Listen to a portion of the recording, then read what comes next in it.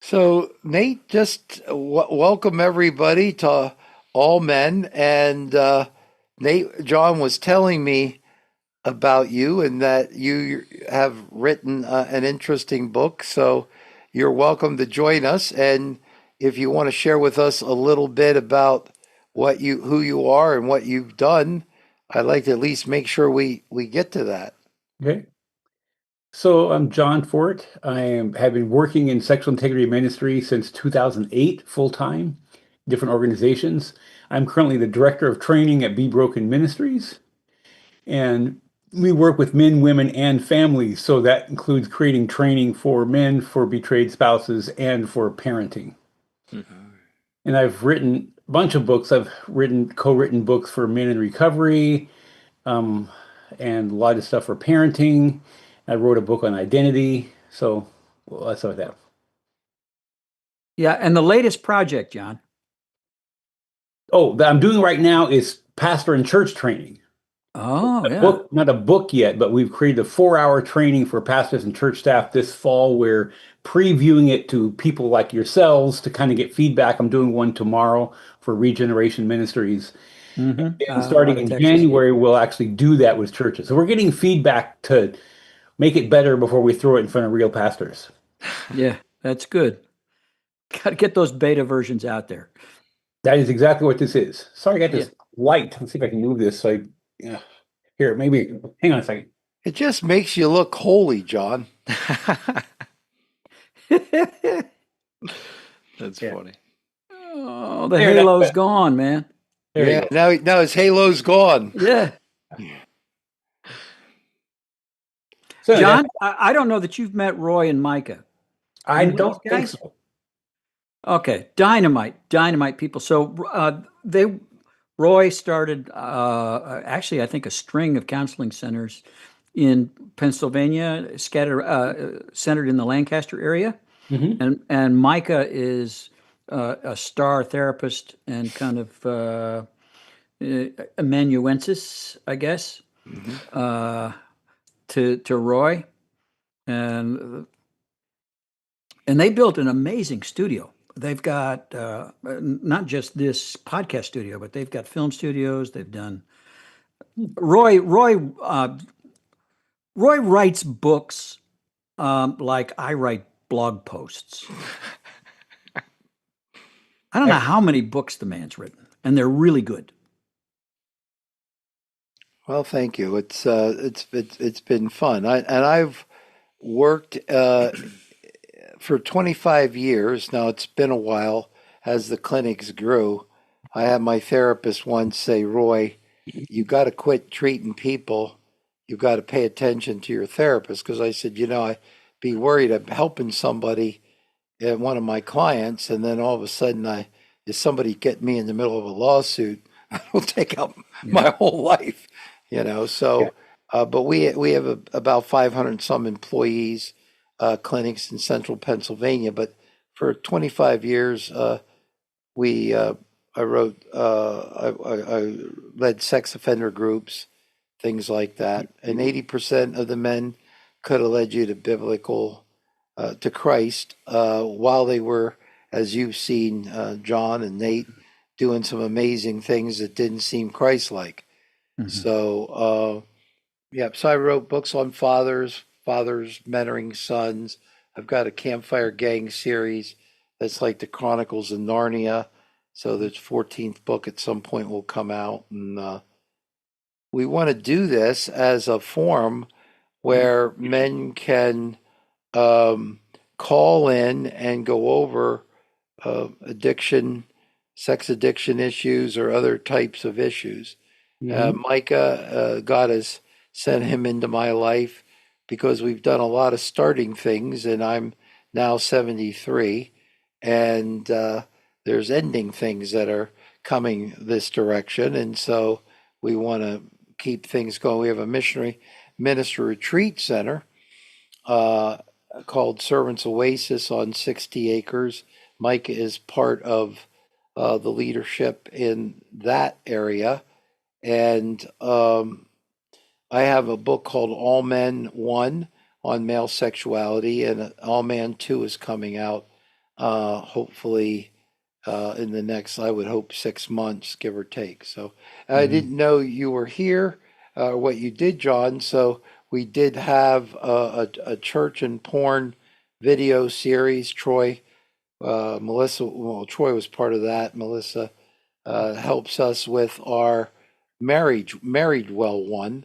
That's once a month we deal with marriage. Now you say Troy and Melissa. Troy Melissa Haas, yeah. Yeah, Okay. Haas, yeah, Yeah, I yeah. was just talking with them today earlier. yeah, And yeah. yeah. You put together a great team for that. Sam Black was part of it, and Matt Wenger from Boulder Recovery was part of that team.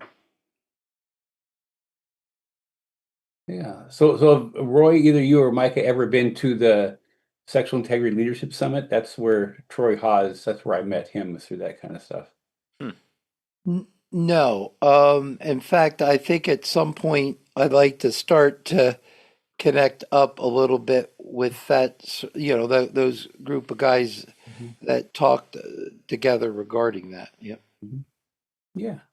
This year we'll be in Atlanta. Oh, will it? Yeah. But there's no date yet, is there? I've been trying to find Yeah, the date. it's April 30th, May 1st. Oh, okay. All right. The guy who runs that is just really, he's just slow on the uptake on everything. So it's April 30th to May 1st. The evening of the 29th, there is kind of a pre-conference something or other for counselors. Okay. Well, I want to get on the exhibitor list because I want to have some Samson guys there in a booth. Sure. Yeah, you can just email. I can give you the email of the person to. And if you want me to do some kind of a workshop or something, I'm available. Yeah, well, the workshop deadline is, I think, Friday or something. So that's kind of already been. Somebody mentioned to me that I might want to do a workshop, but I never heard anything. So, John, what did you say the name of this was? Sexual Integrity Leadership Summit. SILS. The website is sexualintegrityleaders.com. There, I just put in the chat. That's the guy who runs it. So if you wanted to email him about exhibitor stuff, it's probably not yet, but you could get your hat in the thing. Is he connected to Doug? No. No relationship whatsoever. All right, I couldn't remember how Doug's distinction. What's this?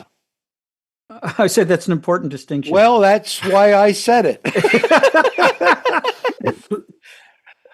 Oh, I see a familiar face. Larry just joined. Hold on. Welcome, Larry. Hi. When in coming to here today, Larry, was there anything in particular you wanted to share or talk about today? Yeah. The general topic could be I'm involved with 2 Pure Desire groups and Samson Society, and I lead one of the Pure Desire and the Samson. So I'm around more men that are relapsing. They're very early in their journey, okay? And so if you're familiar with the curriculum, Pure Desire goes for about 8 or 9 months, meet every week for 2 hours, doing work and a lot of workbook kind of stuff, actually a lot of right brain stuff. And I'm just processing, how do I hold that space? How do I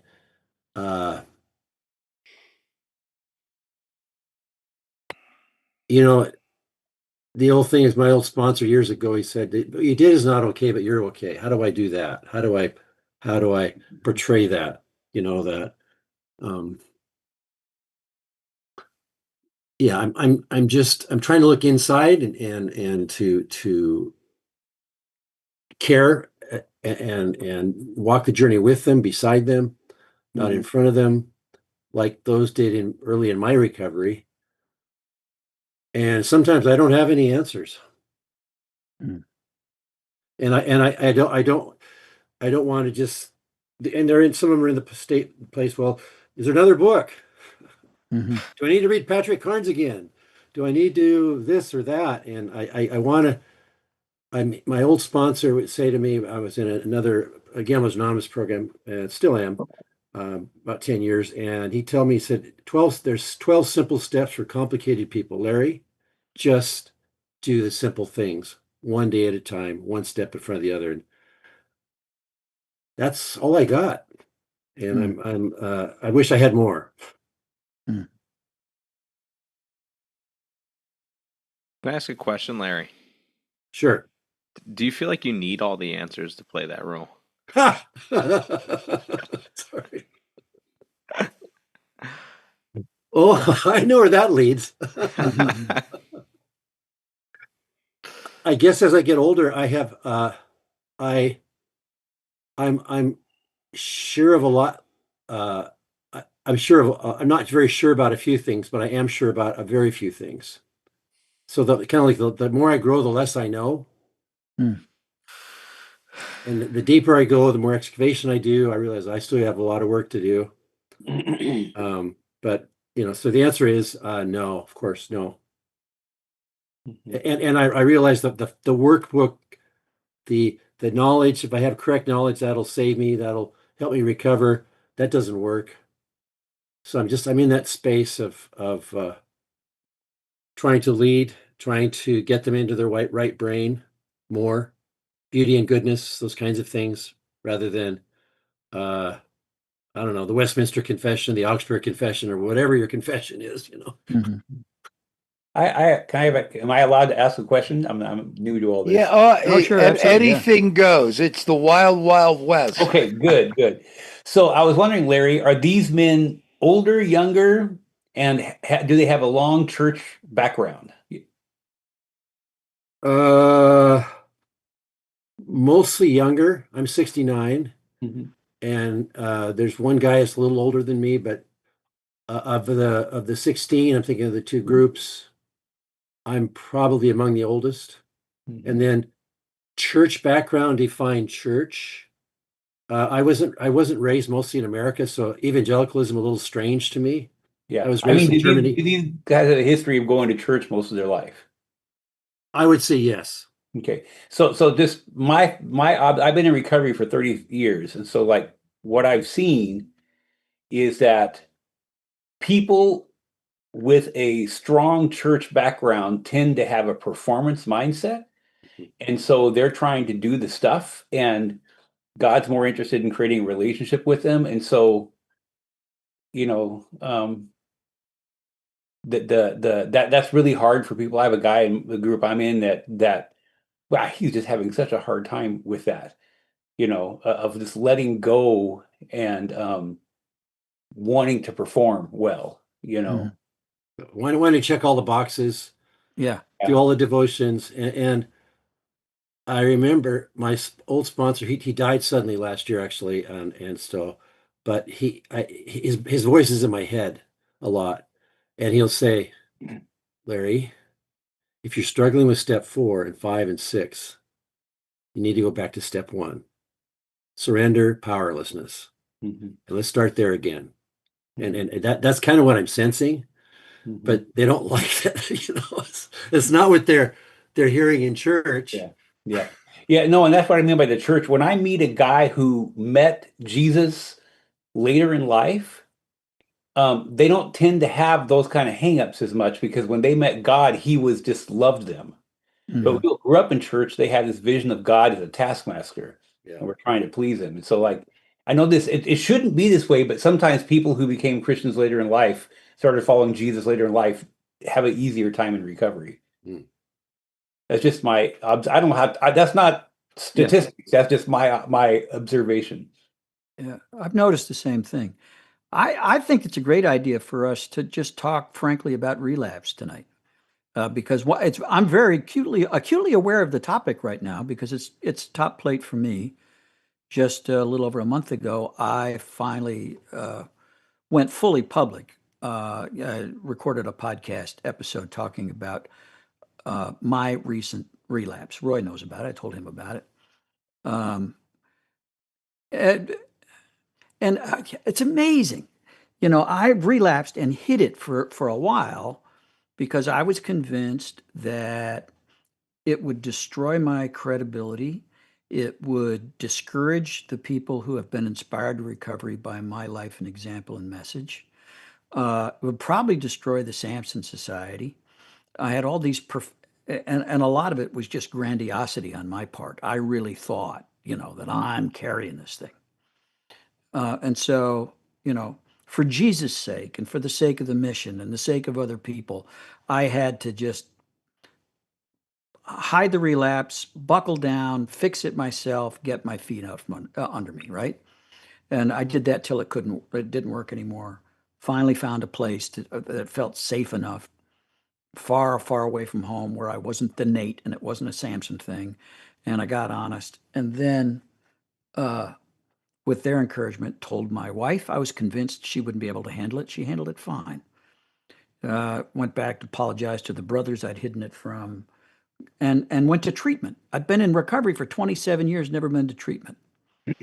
At any rate, a year after that, it felt like the appropriate time. And my brothers told me it was probably the appropriate time to talk about it on the podcast.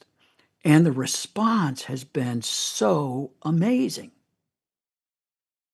It's amazing to me how many men were desperate to talk about relapse and who were so encouraged by my story that they felt less alone, less like a failure. I was finally at a point where there was no shame involved. Allie and I are both grateful for the relapse. It sent a very strong message that there was more healing I needed. There was more repenting I needed. Without the relapse, we wouldn't be in the good place we're in today. But literally, men have driven or flown from great distances since that aired to come and talk to me.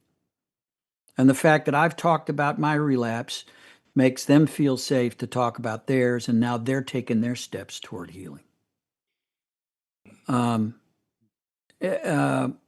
So I'm not the only guy who was sucking it up and pretending to be doing better than he was. And I just remember in early recovery when I was slipping like a champ, when I couldn't put together 3 days. The beautiful thing about that 12-step group was it was a completely safe place for me to be completely honest about where I was. And there was no penalty for failure.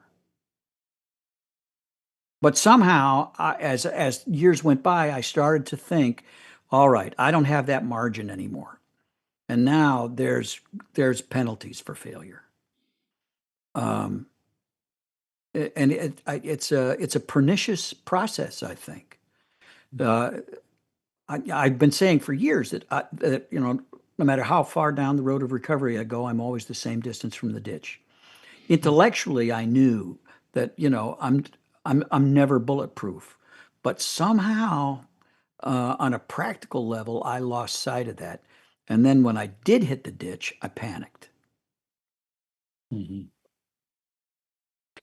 It's interesting because I get concerned about all these programs and stuff coming out because they talk as if relapses and slips are supposed to stop. Yeah. It's like it's like I'm not sure. Again, that's that whole performance mindset is the goal of recovery, as I see, is become closer to God and people around us, not to achieve perfection. You know what I mean? And so that's kind of I mean, like I remember reading some research early on when I was in recovery that they said most men, they were talking about men at the time, usually have a relapse the first year after recovery and 6 years after recovery. Mm-hmm. And I'm sure there could be way better research now with a lot more detail. In other words, there were regular patterns that just happened. Yeah. And like people, but no one ever talked about that, and then people pretended that wasn't true. Yeah. And I am concerned by what I'm seeing in a lot of the programs these days that they never talk about that at all. Right. Yeah. I want to say thank you, Nate, for that, because I relapsed about 2 months ago, and I'm in year 10. Mm-hmm. And I was, I hit it, and then you're podcast gave me, I don't know, courage is the right word, or just being honest, and with the men walking with me and around the room, you could see the facial expressions, Yeah. and like that, like they were breathing, Yeah. like they could just like, oh, you know, Yeah. and I would say this it wasn't about porn. I wasn't looking at porn. It was Mhm. masturbation, and you could say, and you have to define what is relapse for you and all that stuff, and I have, um, but even what John is saying, I could still relate, um, because we want this certainty. Yeah. And someone asked me, how I came to become a Lutheran, and I said, well, I'm not very good Lutheran, but that what attracted me was in the confession absolution was so much of the teachings. They say we don't know. Mhm. That was attractive to me in recovery, that I don't have to know everything, Yeah. because I used to come from if you know, the Reformed and all that stuff, and they've got their problems, of course, but it was just interesting. They asked me, I don't lead with the big L at all, Yeah. and for many reasons, um, but that was just it just came out that I'm giving up more certainty. Yeah, there's a few things, like the resurrection. There's a few things that I'm certain of, but there's a Yeah. lot less a lot more that I'm not certain of. Yeah. So anyway, thank you, Nate. Anyway, just wanted to thank you. I had a question or thought to add in, because I work with a lot of guys who struggle with sex addiction, who struggle with pornography addiction. I have parts of my own story that meet there too, and I think when it comes to relapse, as you guys were sharing, the pattern that I notice, and it sounds like it's in the midst of your guys' stories too, is that with relapse comes the feeling that it's the end of the world, that it is the end all be all, and instantly in that addict mindset, it's like, well, I'm right back to where I started, and I think that's a terrifying thing. I think it's a terrifying thing to be faced with, especially in the midst of recognizing that it's a bit of it's a normative thing, as you guys are sharing. It's almost to be expected, not that it's to be glorified or that it's to be okayed, but that is what growth from something of that direction comes from. What do you guys think as you hear that?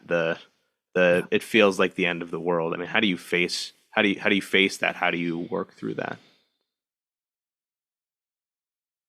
John, what do you Yeah. think?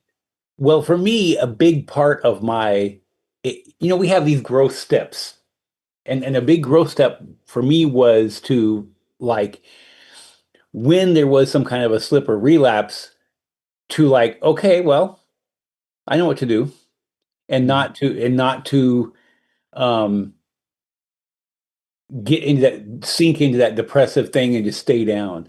And if anybody here remember Cy Rogers? Um, he was an early speaker in sexual integrity a long time ago. I don't think he passed away, but he used to give this story. He goes, "We all think we fall down, that we go back to starting track. If you were in a bicycle race, 100-mile bicycle race, and you fell down at mile 40, you don't go back to the starting line. You just get back up and get on your bike." And so that's the way that analogy is a good way to put it. And so to me, a piece of recovery is it's almost God teaches us stuff through relapse and slips and whatever you want to call it. I don't like getting caught up in names. And so it's like, I mean, like Nate, you said, we come out better. And so it's like, again, you don't glorify it and whatever, but learning to not be ashamed of that and knowing how to respond is a step in recovery. Granted, it's like way past year 5, maybe past year 10, but that's a Yeah. step in recovery. I like the analogy of the bicycle because, in my mind, a major part of recovery, begins with it begins with repentance. We make a decision to turn around, but that's only the beginning of the process, right? Then there's a lot of healing that has to take place. We do know that. And then a major part of recovery is learning. This addictive behavior is learned behavior that over time has been automated. It's been, relegated to the subconscious. We're now acting without thinking about it. And we have to unlearn those patterns and learn new ones. And learning how to keep our balance so that we're not, it began as a coping mechanism. It began as a way to circumvent uncomfortable feelings, a way to feel safe. It's self-soothing, something like that.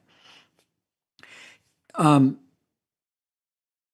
and even after we become experts, I really struggled. It took me a long time to learn to ride a bike, and it took me a long time to learn to live sexually sober. But once I learned how to live sexually sober, and then got some miles behind me, I started to get cocky.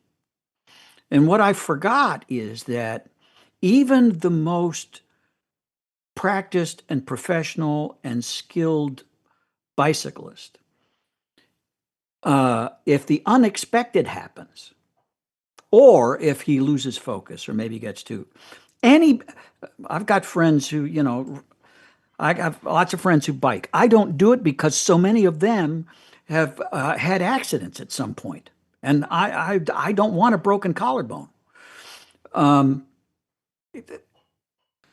But essentially, I had that experience in recovery. I got cocky. I thought I've got this cooked. And then a set of circumstances, the perfect storm, and I lost my balance. And then just like Micah said, the old thinking resurfaced and I panicked like this is the end of the world, especially because I'm a leader. What's striking me now is that the guys who are calling me and the guys I'm talking with, they're leaders. And so the weight of their slip is just so heavy, and they felt obligated to carry on and try to fix it themselves, as though they're not eligible for the same grace that they extend to everybody else in their group. When you were talking at the beginning, Nate, what I was thinking about is how eventually um, in trying to preserve the image of yourself that no longer is based in reality, Yeah, you are willing to kill the real you off by not stepping toward the relapse. yep, And the idea, that you just keep, if I keep pursuing the image, yeah, and it's like, but I go, you know you're the relapse, and that's okay. That's yeah, where you're at. yes, Okay. And and reality is better than fantasy or yeah, distorted thinking. And it's and it was I think I was sensitive to that because John talked about how performance is such a part of maybe the wrong way to pursue sobriety or whatever you want to call it, recovery. Okay. And yet, we're so into performance that relapse and performance don't go together. yeah. And it's, I mean, when I do, it's just sad. It's sad that we will kill ourselves off like that Yeah. for an image that means, frankly, very little. Yeah. So the length of time that it takes me to go towards the misstep or that Yeah.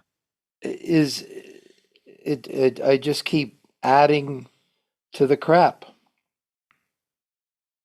And I think it's possible for us to become so focused on preserving appearances, uh, because we think everybody's looking at us and we're carrying things. we're actually drawing more attention to us and less attention to Jesus, for Pete's sake. But when I can be honest about where I am, I think the focus shifts back to where it belongs, which is on, that lover of our souls, the one who's actually the master of this whole process, the shepherd. It isn't about me. So I'm taking, I started to think at some point that I'm leading the parade. No. I farm, so you may know I farm, run an organic farm here. And the image came, so this actually happened to me. West facing part of our farm, there's a ditch that's about 5-6 feet. And I was doing some maintenance and mowing, and I didn't keep my eye on the ball. Mm-hmm. And I literally went off into the ditch. This is a 7,000-pound tractor. And I sat there, and I thought, well, do I have a winch? Do I have this? How can I get out? Well, and so my neighbor, he has a bigger tractor. And the first thing he said, how long you been in the ditch? And I told him. And he said, you should have called me sooner. Mm-hmm. And I thought, gee, that sounds like my old sponsor, my Silas. Anyway, I want to throw that out because it's very visceral. Like if you have God taps you on your shoulder, sometimes he gets the 2x4 out and says, see, pick up the damn phone. Anyway, so that actually happened. And then, at first I was ashamed and I was embarrassed. Mm-hmm. And he put his hand on my shoulder. He said, Larry, that's what neighbors are for, man. Mm-hmm. Anyway, so. Yeah. Yeah, shame's a big part of it too, isn't it? We're ashamed to admit that we've hit the ditch. Yeah. And anyone looking on, any other farmer looking at from the outside would have said, they could have predicted I was going to head for the ditch. Yeah. And it's like, I'm not fooling anybody. Trying to get that last, anyway. That actually happened, and I can't. So it's part of my story now. I love it. You were edging. That's true. You were edging, and you went into the ditch. Yeah. It's funny how physics and all that stuff, how God made the world is consistent throughout our spiritual and everything else. So I think it's interesting. I'm going to open it up to any other thoughts. See John, Paul, Gordon, any thoughts from you guys as you're hearing some of the discussions tonight, or anything else worth discussing from your guys' stories?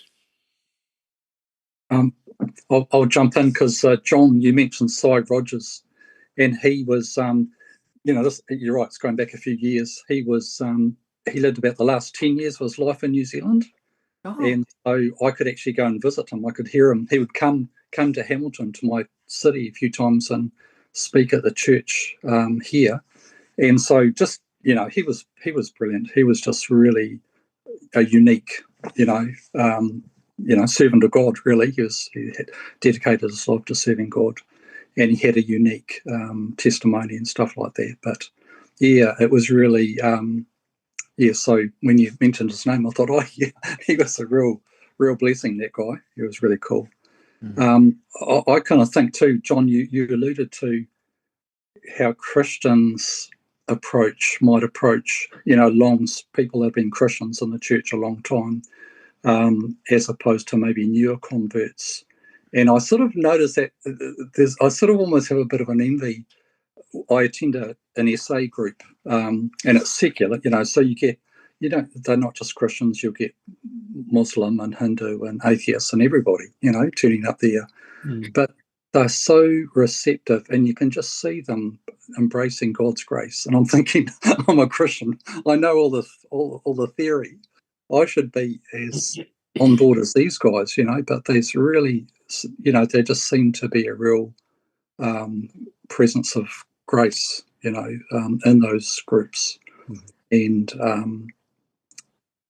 that's, it's interesting that I was thinking the other day of the, Jesus talked about being the way, the truth, and the life. And I was going to a home group that was Calvinist, and so they're really big on the truth, And I go to church on Sunday, so they're big on the life. And then to get balance is the way, is the 12-step process, because it's like a Methodism. It's a way. These are ways of walking with God. And I go to church, I get really frustrated because I wish they would all know something about 12-step recovery. I think it would be such a blessing. And so my hope is one day to be an influence in my church for, bring back the way. We've got the truth and the life. We need the way. It's my simple way of trying to get my head around it. That's great, Paul. I was thinking of this, Nate, the other day. How does our ongoing confession, both to God and to each other, when we can do each other, how does that interact with relapse?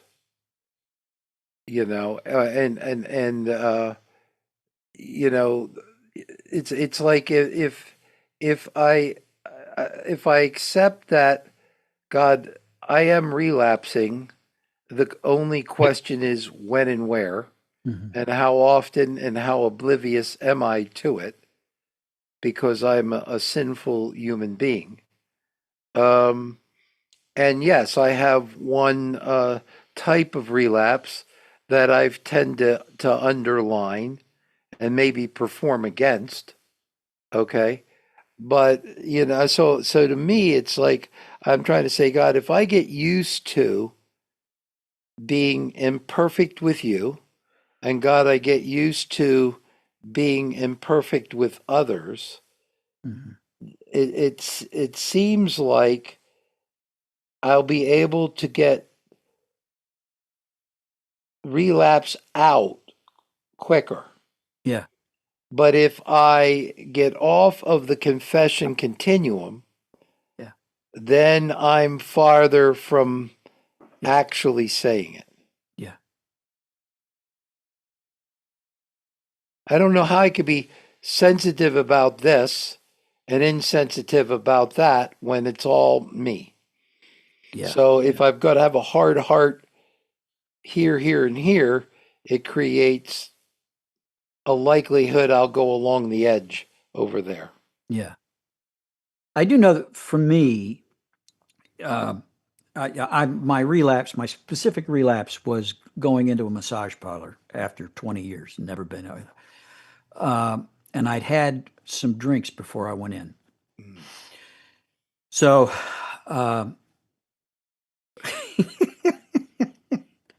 not wanting to actually admit to anybody else what I'd done, even though I know that's the route to healing. Confess to one another and pray for one another that you may be healed. I thought, I just can't tell people that. The consequences are too great. I'll hurt too many people, discourage too many people. I'll blow everything up. I can't say that. But the reason I did it was because of the alcohol. So I'm going to do a lot of confessing about my drinking. And so I started practicing this, selective confession. That yes, I was being honest to a degree, but I was only being honest about one thing. And what I was really, the part of the story I was leaving out was the tractor was in the ditch. Yeah. I do think, I don't think there's any way out of relapse without confession. That's what I now think. I tried to pull myself out of relapse without telling, but without telling another person. Mhm. Yeah, for me, it's interesting. I came across a quote from C.S. Lewis way back in his book Mere Christianity, where he talks about chastity or sexual integrity, right? Um, and he talks about even when we ask for God's help, it seems like that He doesn't give a help or not as much as we need. But he goes on to say, after each failure, ask for forgiveness, pick yourself up, and try again. Very often, what God first helps us towards is not the virtue itself, not sobriety itself, but just this power of always trying again. For however important chastity or sobriety may be, this process trains us in the habits of the soul, which are more important still. It cures our illusions about ourselves and teaches us to depend on God. So, Wow. we want God to take away the sin, and God says, I'm more interested in you becoming more dependent on me. Yeah. And that's the hard part. So for in my story is I have an enormous amount of trauma in my life. And 2 times a year, um, 2 specific months of the year, my sexual temptation, whatever you want to call it, just really hits the ceiling.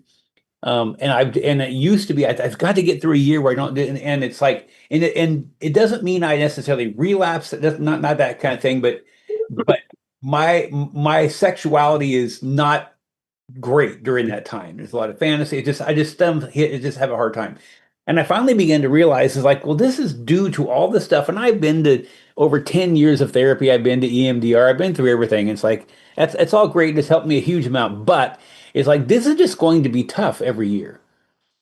And so it's just like, well, here it comes. And some years it's almost non-existent, and some years it's difficult. And it really depends on how much past trauma comes up, you know. Mm-hmm.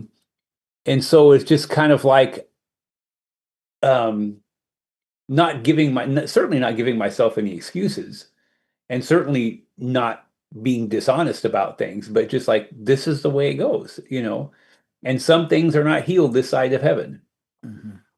And so that's not to say, and I have found there are some people I've talked to that get to crazy levels of sobriety through just really intense, almost militaristic kinds of programs they go through. That will not work for me. That's not going to happen. I'm a highly creative person, and I think people like me we can't, that doesn't work. Um, but embracing this messy life and even my wife knows that, here comes December and it's going to be, so it means I have to be more careful and that kind of stuff and put more guardrails around, but more just like be gentle with myself, if that makes Mm-hmm. sense. And so that's kind of um, how that I visited my childhood home with my family a few years ago. And oh my gosh, that gave me 2 years of just it was rough. That was Mm-hmm.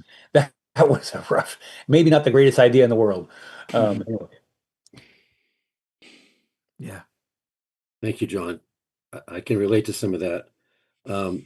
When I looked at my most recent relapse, looking at what's underneath it, it was my wife was in Europe, in the Alps, Italian and French and Swiss Alps, on this hiking thing with some women she's known for 20 years, and it was great for her, and I thought I'll be fine.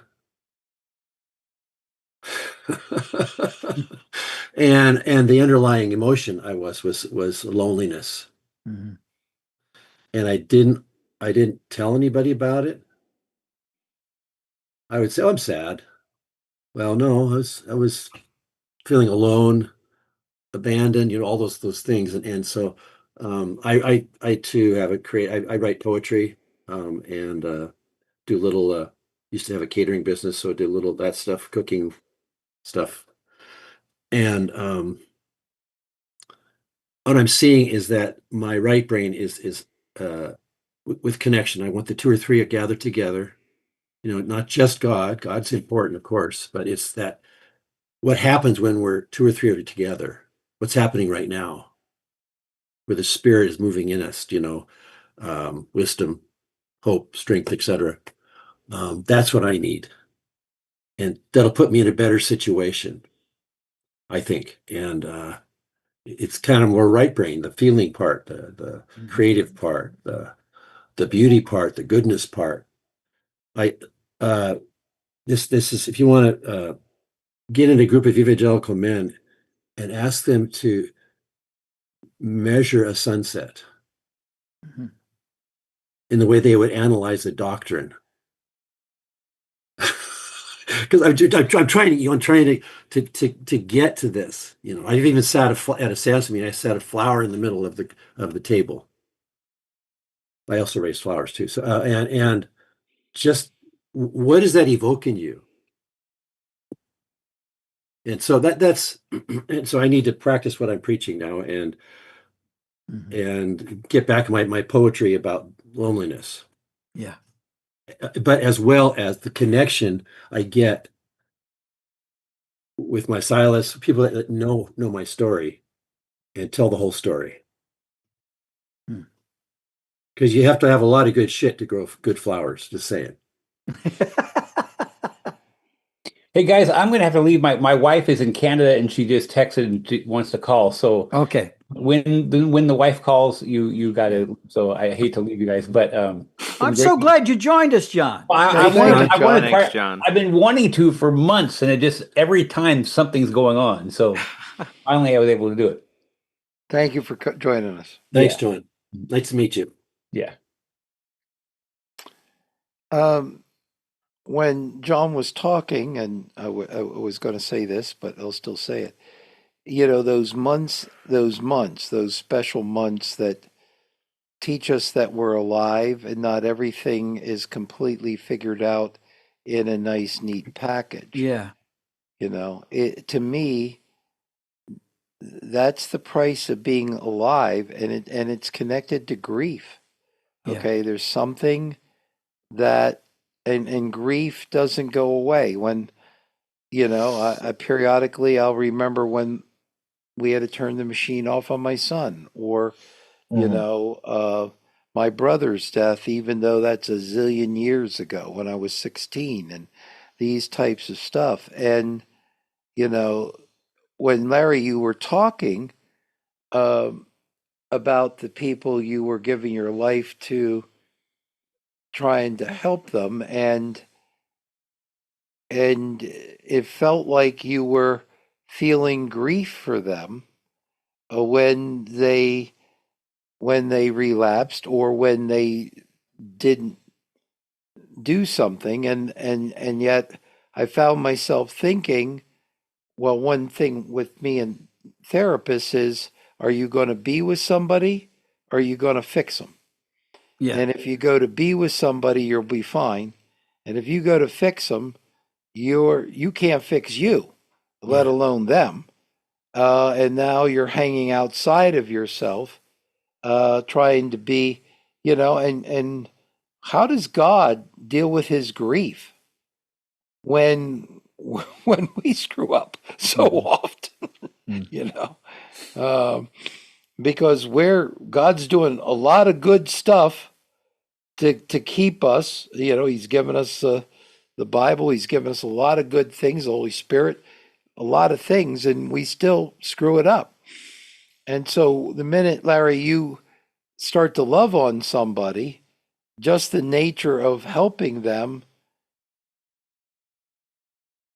and then is a problem. And then you go, I'm going to fix them. Now you're really up the ante. And to me, that probably doubles the grief. That if I am being with somebody, I feel sad that they are doing this to themselves now, and hope that over time, as they don't go through this alone, they'll make a different choice. But if I go, I can fix them, then I become the answer man or the candy man. All right. And it now, whatever they do becomes my failure. And I've set myself up that I have some mysterious power that keeps people from screwing up.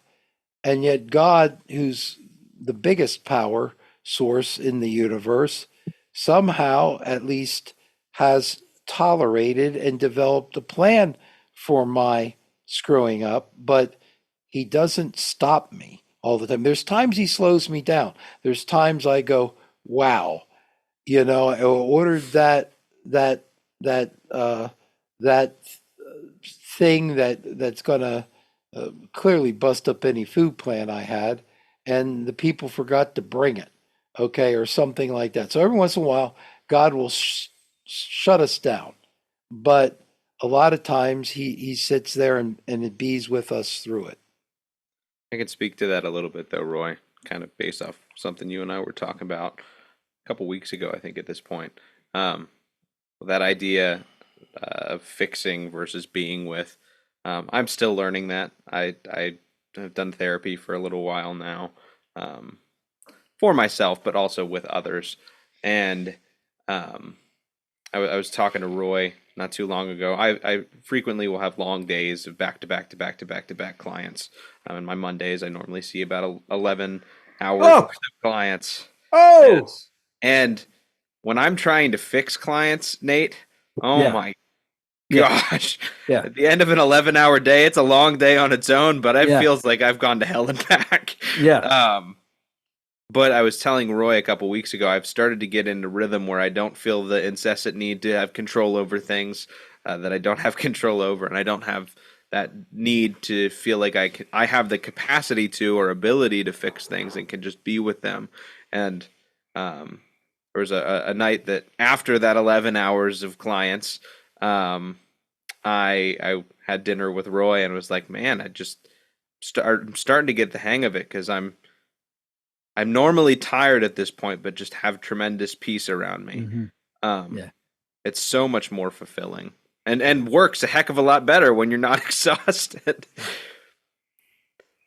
Yeah. And Roy, thank you for sharing that. What it came to mind is even when I tell my guys, call me when whether the Yeah. faster scale, whatever you're doing, and you think I'm going down this thing, and even that's performance for me. I not seen it that way. Yeah. Yeah, it's the should word. I was shitting on them. Yeah. You should, Yeah. in 12th Yeah. we call it Yeah. shitting. Yeah. You should call me instead of. I think there's a better way for me to put it, and I'm always here. Kind of like Yeah. so that's really good insight right there. That saying, you should have called me. Mhm. That's performance for me. Oh, I see. Yeah. There's another way to put that, to have just openness and say, my phone's here. Send me a polo, send me a voice message. They asked me, when did you start getting traction? I said, when I started making the calls. Hmm. As I knew I was headed down the path. Yeah. And that's just me. Other people may have had different experience, but anyway, so thank you. That's great insight. John, you were on yesterday. Is there any way that we can be with you? We've all decided we can't fix you, but is there any way that we can be present with you? Because to me, Larry, if we said, look, if you called me, we could have been together before you relapsed, and you still may relapse, okay?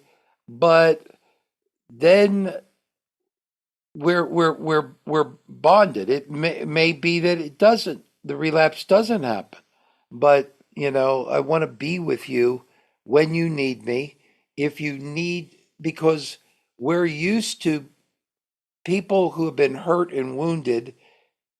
They head towards aloneness in order to feel okay temporarily. It gives them an aloofness. And yet, eventually, that aloofness costs them because they're alone. And if where's God during a relapse? He's there. God is there during a relapse. He is being with us during a relapse. I think that's where I struggle is when I do have a relapse or do act out, that I have the guilt and the shame that goes along with it. And then that's what causes my wife to say something's wrong. And I'm like, no, I'm fine. I'm fine. Mm-hmm.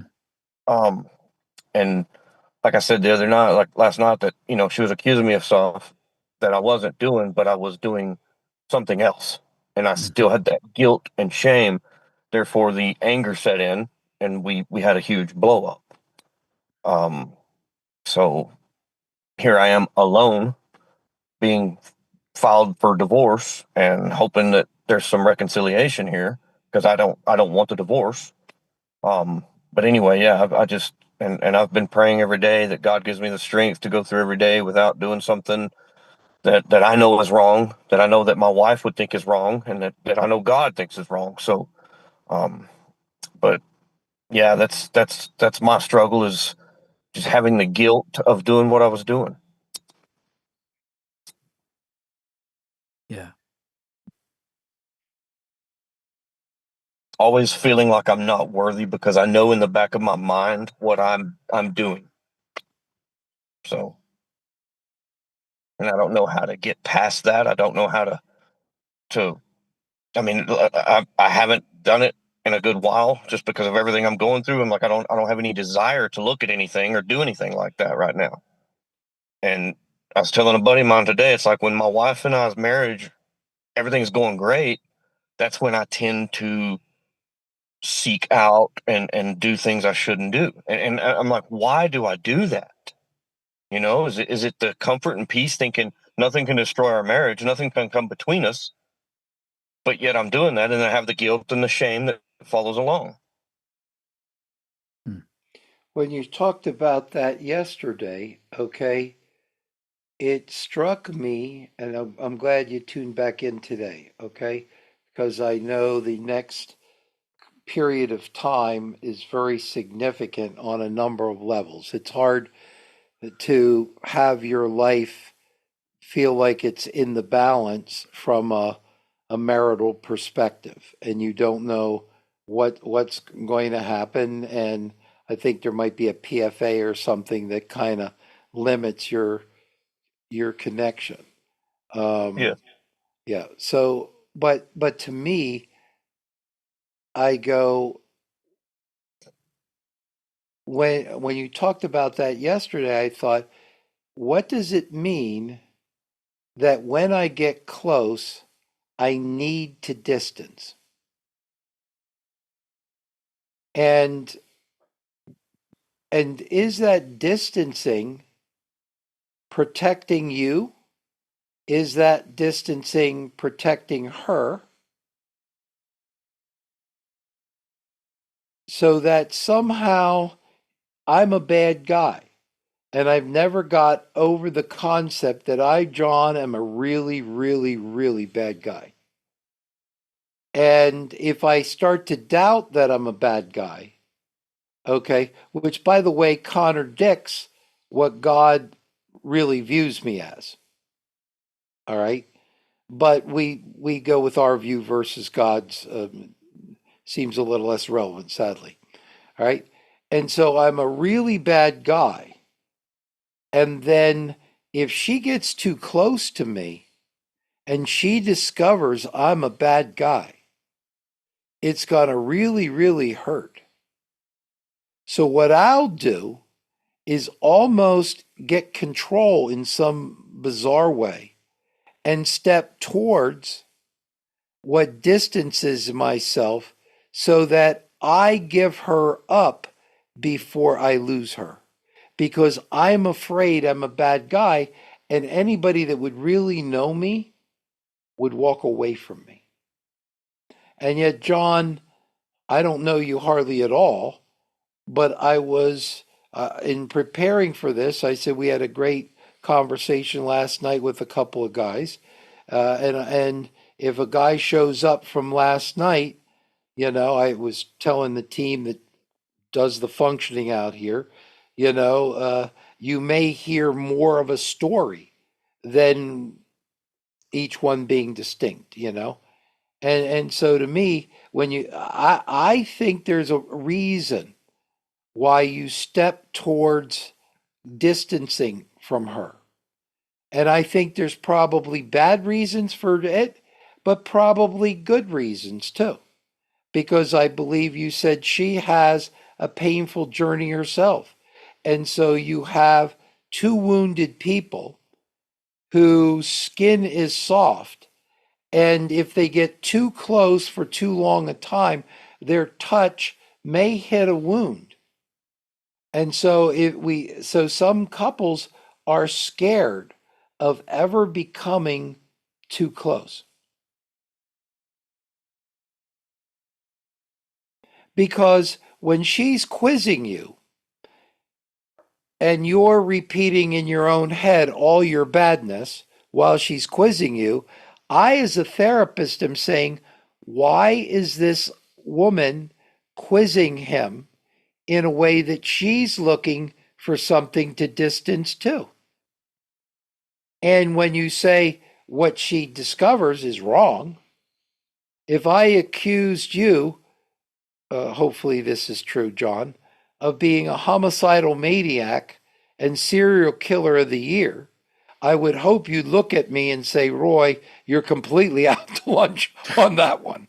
I, John, am bad, which I'm not, but at least that's my shtick with God. Okay, but I'm not a homicidal maniac.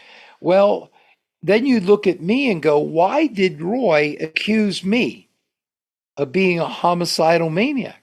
And you wouldn't see me as your friend making that accusation. And there's times when you shared the story just briefly, I went, she's struggling with being close too. That's why she dings the bell, ding, ding, ding, and it's called quiz time. All right. And she knows that if she quizzes you enough, she can make you, because you're sinful, all right, and you do sinful things, eventually you will and flunk the quiz. Not necessarily the question she's asking, but the question she's not asking in you. And now at the end of the journey, you two are distant from each other. And it seems like you got divorced, then you got back together. There seems to be this approach avoidance thing that's going on between the two of you from a historical perspective. And it would be interesting if you went and saw a good therapist, and there are good therapists and bad therapists. And I think there's more bad therapists than good therapists. I hate to tell you that.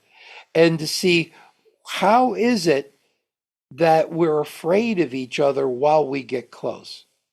And what do I have to, as an individual, settle? You have to settle the is John valuable question without her. And she has to settle the am I valuable question without you.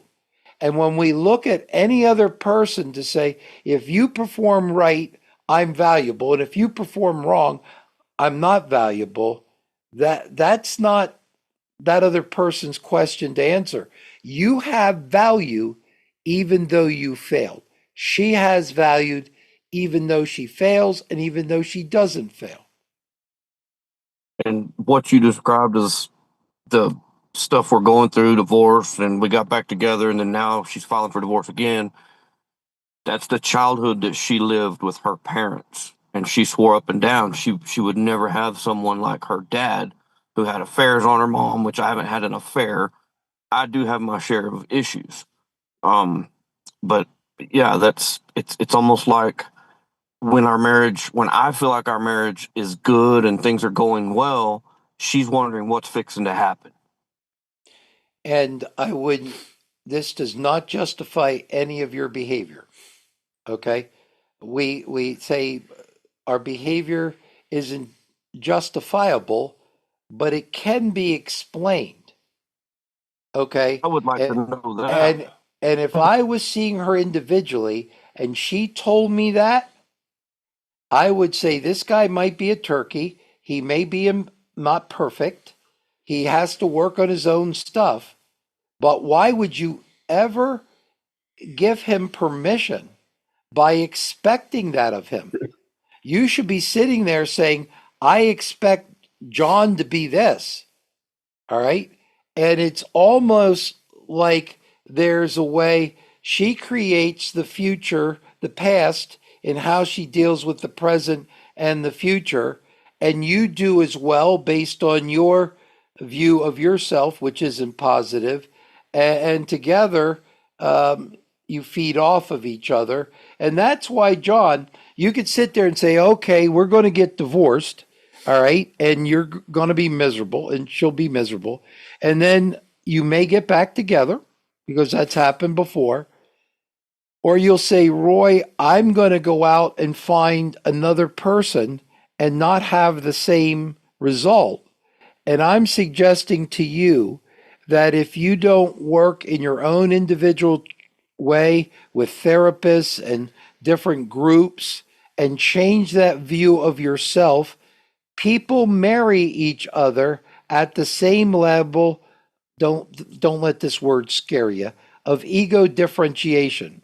But the idea is that identities will find each other and repeat the past, and that the only way, if you said Jesus was the 10, so there are no 10s other than Jesus, eights marry eights, six marry sixes, fives marry fives. Everybody that gets divorced says the following sentence: I'm not going to do that again. And yet the statistics are higher the second time around than the first time. They all say, I'm not doing that again. All right. And why is that? Because we call it the repetition compulsion, at least some therapists, but that there is a tendency to go back to what we're used to. There's a famous scene Right. by the therapist, one of my therapist philosophers, Clint Eastwood. All right. And Clint Eastwood, all right, in The Outlaw Josie Wales, all right, he goes up to the Indian chief who he's going to kill, and the Indian chief's going to kill him. And he says, you know, when everything we've known and cared about has been butchered and raped, what scares men like you and I is not killing each other. We're used to that. We're ready for that. What scares men like you and I is learning how to trust each other and learning how to work together and learning how to relate. And in some ways, John, that could be the journey with her. What scares you both is when trust gets to a certain level and then she does her quizzing and you do your thing and you pull apart, and you probably need help in both groups in various ways so that you can get to the bottom of why that is. Yes. And we did have a counselor tell us one time, you know, we both have these issues, and if we were to divorce and think, oh, we'll find someone else and marry, and the same problems are going to exist in the new relationship. And it kind of goes to what you were saying a little while ago. It's, you know, you're not going to find someone else and be different than what you are with this relationship. And you could, again, like I said, I think yesterday, invite her to Married Well when that happens next month. And Melissa will be there, Haas, to talk about that. So there's a female help, a contributor as well. And say, you know, we may be far apart, but let's ensure whether we never work together or not, that we answer some of these basic questions. God wants you to be healed and wants her to be healed. And she's his daughter and you're his son. Okay. And you're his child. And as the Abba Father, you know, he's saying it's time for this to be over. All right, guys, it is time for our closing portion. So I'd love, before we close off for tonight, just to hear some of your thoughts. So Larry, John, Paul, Gordon, us who are all listening in, What are some of our takeaways? What are some of the things that we're hearing tonight worth taking into the next coming weeks? For me, I mean, the whole thing was great, and I really appreciate all you guys' shares. And Nate, I sort of got involved with the Sound Society probably about 12, 15 years ago. So I've been around and, remember getting your book and reading it and sharing it with some friends and stuff. So I really appreciate the heritage and, what you guys have all done. I was just thinking about the subject of grief and just the importance of grieving well. And I think that there's a part of me that would minimise that, but I've got to let go of my temptation to minimise any grieving process because it probably needs to be done thoughtfully, without overdoing it. But I'm probably likely to underdo something like grieving. So that's helpful for me to think about. Thanks, Paul. Larry, I see your hand. What's going on? Yeah, just being with versus fixing. Grief doesn't go away. I